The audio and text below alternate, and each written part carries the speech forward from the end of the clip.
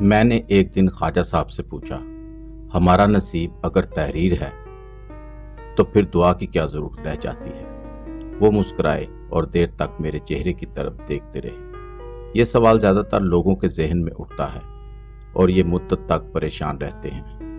ہماری زندگی، ہماری موت، ہماری ترقی، ہماری خوشحالی، ہماری شادی، ہماری اولاد، ہمارا رزق، ہماری عزت، ہمارا برا وقت اور ہمارے مسائل، اگر یہ تمام چیزیں ہماری پیدائش سے قبل لوح محفوظ پر درج ہو چکی ہیں، اگر ابن فلاں ابن فلاں اور ابن فلاں کی حیات کا ایک ایک سیکنڈ درج ہے، تو پھر کوشش اور دعا کی کیا گنجائش رہ جاتی ہے؟ آپ قدرت کے فیصلے کو تسلیم کیجئے، سر نیچے کیجئے اور صابر اور شاکر رہ کر زندگی گزار دیجئے۔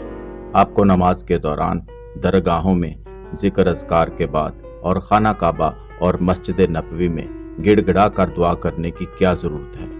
آپ کو آنکھوں میں آنسو بھر کر بھرائی ہوئی آواز میں اپنے خالق، اپنے رب کو آواز دینے کی کیا ضرورت ہے؟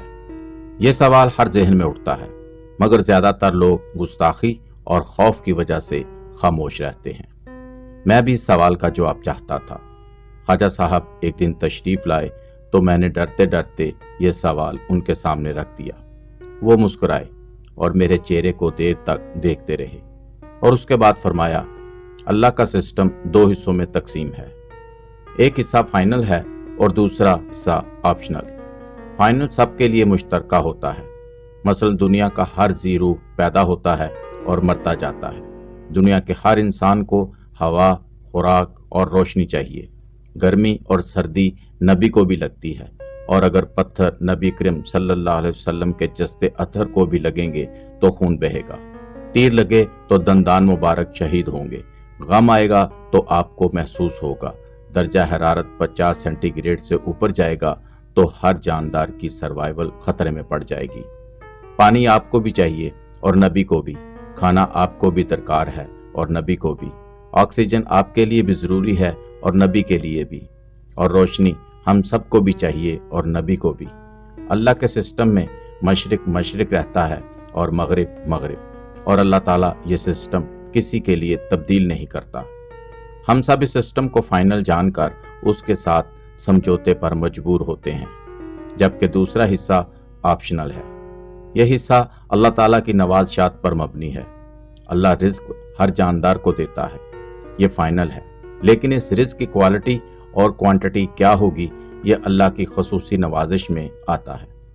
ایک انسان گاؤں میں نہر کے کنارے پانی میں بہتا ہوا تربوز توڑتا ہے اور خول منہ میں ڈال کر تربوز کھا جاتا ہے، یہ رزق ہے۔ دوسرے انسان کو 5 سٹار ہوٹل میں باورتی بہرا انتہائی شاندار ماحول میں قیمتی ڈائننگ ٹیبل پر اور چمکتی سفید پلیٹ میں تربوز پیش کرتا ہے، اور وہ فرانس کے کانٹے کے ساتھ تربوز کی کاشیں کھاتا ہے، یہ اللہ کی مہربانی، یہ اس کی نوازش ہوتی ہے۔ ایک شخص بدن پر چیتھڑے لپیٹ کر گاؤں کے جوہڑ میں نہاتا ہے اور پانی سے باہر آتا ہے تو اس کے جسم پر غلاظت لگی ہوتی ہے، اور دوسرا 5 سٹار ہوٹل کے سوئمنگ پول میں صاف پانی میں غوطہ زنی کرتا ہے، اور یہ جب پانی سے باہر آتا ہے تو اسے گرم تولیہ اور سفید گاؤن پیش کیا جاتا ہے۔ یہ اللہ کی نوازش، یہ اللہ کی مہربانی ہوتی ہے۔ ایک شخص رزق، دولت اور ضرورت کے لیے در در بھیک مانگتا ہے، جبکہ دوسرا شخص کاغذ پر دستخط کرتا ہے اور درجنوں غریب امیر ہو جاتے ہیں۔ ان پر زندگی کی خوشیوں کے دروازے کھل جاتے ہیں، ان کی اندھیری زندگی چمک اٹھتی ہے۔ یہ اللہ کی خصوصی نوازش، خصوصی کرم ہوتا ہے۔ ہم سب بیمار ہوتے ہیں، ہمیں چوٹ لگتی ہے اور ہم لوگ مسائل میں الجھ جاتے ہیں، مگر ہم میں سے کچھ لوگ جلد صحت یاب ہو جاتے ہیں، کچھ لوگوں کے درد جلد ختم ہو جاتے ہیں، اور کچھ لوگوں کے مسائل بہت جلد حل ہو جاتے ہیں۔ کیوں؟ کیونکہ ان پر اللہ کا خصوصی کرم، اللہ کی خصوصی نوازش ہوتی ہے۔ یہ آپشنل ہے، اور اللہ تعالیٰ نے اس آپشن کے لیے 2 طریقے وضع کیے ہوئے ہیں۔ وہ خاموش ہو گئے۔ میں نے عرض کیا، وہ طریقے کیا ہیں؟ خواجہ صاحب نے فرمایا، اللہ کی مخلوق پر مہربانی اور اللہ کے حضور دعا۔ میں خاموشی سے ان کی طرف دیکھنے لگا۔ وہ بولے، آپ اگر اللہ کے نادار بندوں کے لیے کام کر رہے ہیں، آپ ان کی مشکلیں آسان کر رہے ہیں اور ان کے دکھ درد میں کام آ رہے ہیں، تو اللہ تعالیٰ آپ پر अपनी नवाज़शात के दरवाजे खोल देता है। और आपका ताल्लुक खा किसी भी मजहब, किसी भी तबके, किसी भी घराने से हो, आप अल्लाह की मेहरबानी के हकदार हो जाते हैं। आपके लिए जिंदगी की तमाम नेमतें दस्तयाब हो जाती हैं। आप इस मामले में यूरोप और अमेरिका के अरबपतियों की मिसाल ले सकते हैं। बिल गेट्स पर अल्लाह का करम है। क्यों? क्योंकि उसने इंसान की जिंदगी को आसान बना दिया। उसने इंसान को पर्सनल कंप्यूटर दे दिया। ये पोलियो की वैक्सीन बनवाकर पूरी दुनिया को मुफ्त फराहम कर रहा है। पाकिस्तान और अफगानिस्तान के बच्चों को भी बिल गेट्स की अतिया करदा वैक्सीन पिलाई जाती है। अल्लाह ताला ने इंसानियत पर इस मेहरबानी के बदले में बिल गेट्स के लिए अपनी नवाज़शात के गेट्स खोल दिए। दूसरा तरीका दुआ है। हम लोग जब अपने खालिक से जिंदगी, रिस्क, गुर्बत, सेहत, सुकून, शोहरत और इख्तियार के लिए दुआ करते हैं तो अल्लाह ताला खुश होता है और हम पर अपनी नवाज़शात के दरवाजे खोल देता है। हम अगर इसका रहम, उसका करम चाहते हैं तो फिर हमें उससे मांगना होगा, हमें उससे तलब करना होगा। वो खामोश हो गए। मैंने अर्ज किया, क्या अल्लाह ताला की नवाज़शात के दरवाजे मुकम्मल बंद होते हैं और हम जब तक मांगते नहीं ये दरवाजे नहीं खुलते? वो मुस्कुराए और जवाब दिया, अल्लाह ताला ने अपनी मखलूक की कम तरीन ज़रूरियात तय कर रखी हैं। ये पत्थर के अंदर कीड़े को हवा, पानी और खुराक पहुंचाता है। ये रेशम के कीड़े को कोकोन के अंदर ज़रूरत के मुताबिक रिज्क देता है। ये आग के कीड़ों को भी खुराक दे रहा है और ये समंदर की तहों में कैद मील मील लंबी मछलियों को भी रिज्क देता है। लेकिन ये मछली अल्लाह की नवाजिश के बगैर सतह आप पर नहीं आ सकती।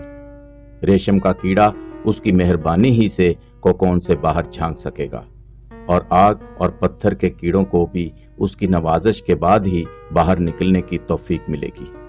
और जिंदगी का ये मरहला सदके और दुआ से तय होता है। सदका अल्लाह की रजा के लिए उसकी मखलूक पर मेहरबानी होता है, जबकि दुआ अल्लाह से मांगना, अल्लाह से तलब करना होती है। वो खामोश हो गए। मैंने अर्ज किया, हजूर, दमाग की अभी सारी गिरें नहीं खुली। ख्वाजा साहब मुस्कुराए और बोले, हम लोग जब पैदा होते हैं तो अल्लाह ताला नवाज़शात की चेक बुक से एक चेक काट कर हमारी जेब में डाल देता है। इस चेक पर अल्लाह की मंजूरी की मोहर लगी होती है। बस अमाउंट और मोड ऑफ पेमेंट का खाना खाली होता है। अमाउंट और मोड ऑफ पेमेंट के लिए अल्लाह ताला से दुआ करना पड़ती है और हम जूं जूं उससे मांगते जाते हैं वो अमाउंट की जगह पर हिंसे बढ़ाता जाता है, यहाँ तक कि चेक कैश होने का वक्त आ जाता है और हम निहाल हो जाते हैं। मैंने अर्ज किया, मगर हमारी हर दुआ कबूल नहीं होती। उन्होंने फरमाया, दुआएं भी दो किस्म की होती हैं, एक वो जिनके हम अहल हैं और दूसरी वो जिनके लिए हम क्वालिफाई नहीं करते। मसलन इम्तिहान में पास वही होगा जिसने इम्तिहान दिया होगा और औलाद उसे ही मिलेगी जिसने शादी की होगी। हम अगर इम्तिहान दिए बगैर पास होने की दुआ करेंगे तो हमारी ये दुआ कबूल ना होगी, क्योंकि हम उसके लिए क्वालिफाई नहीं करते। और हम अगर नताइज के लिए क्वालिफाई नहीं करते तो अल्लाह ताला दुआ की कबूलियत थोड़े अरसे के लिए मुअख्खर कर देता है। यह हमें पहले इम्तिहान में बैठने की तौफीक देता है और उसके बाद पास कर देता है। और अगर ये मुमकिन ना हो तो ये हमारे ख़ानदान, हमारी नस्ल, हमारे दोस्तों में से ऐसे लोगों का इंतखाब करता है जो हमारी दुआओं के लिए क्वालिफाई करते हैं। अल्लाह ताला हमारी दुआ के नताइज उनके खाते में डाल देता है और यूं हमारी दुआओं का फ़ायदा उन लोगों के ज़रिए हम तक पहुंच जाता है। हमारी दुआओं का चेक बाज़ औक़ात हमारी औलाद भी कैश करा लेती है। अल्लाह ताला हमारी सुन लेता है और हमारी औलाद को हमारी दुआओं के नताइज के लिए क्वालिफाई कर देता है और यूं हम अपनी औलाद को खुशहाल, बाइज्जत और बाइख्तियार होते देखते हैं। वो खामोश हो गए।